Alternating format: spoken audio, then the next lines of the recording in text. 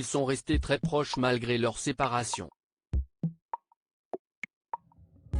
Durant 6 ans, Gaspard Ulliel et Gaël Pietri ont vécu une belle histoire d'amour. Ils sont même devenus les parents d'un petit Orso, aujourd'hui âgé de 7 ans.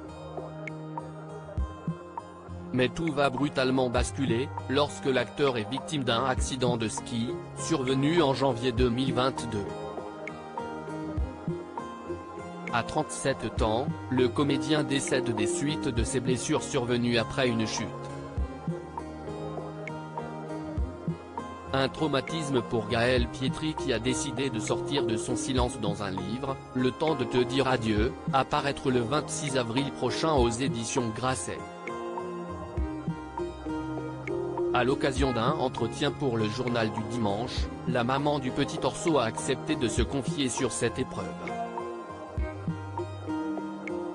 Indiquant aller mieux, tout comme son fils, l'ancienne compagne de Gaspard Ulliel a vécu l'écriture de son ouvrage comme une vraie thérapie. Pour elle, il s'agit d'une lettre d'amour posthume, adressée à Gaspard et à notre fils, un hommage, un objet laissé en héritage pour dire à Orso que ses parents se sont aimés. Gaël Pietri revient sur le jour de l'accident de Gaspard Ulliel. Si aujourd'hui, les mois pansent leurs blessures, Gaël Pietri et son fils Orso resteront à jamais marqués par cette tragédie. Au moment même où il était percuté par un autre skieur, je me suis écroulé dans ma salle de bain, à Paris.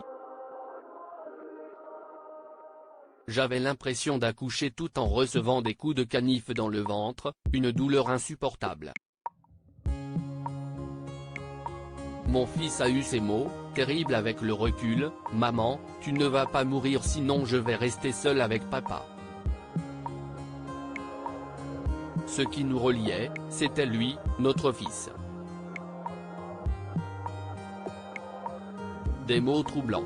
L'ancienne compagne de Gaspard Ulliel tente désormais de rester forte pour son enfant. Mais ce dernier replonge parfois dans le désarroi. La colère d'Orso s'estompe, la mienne aussi.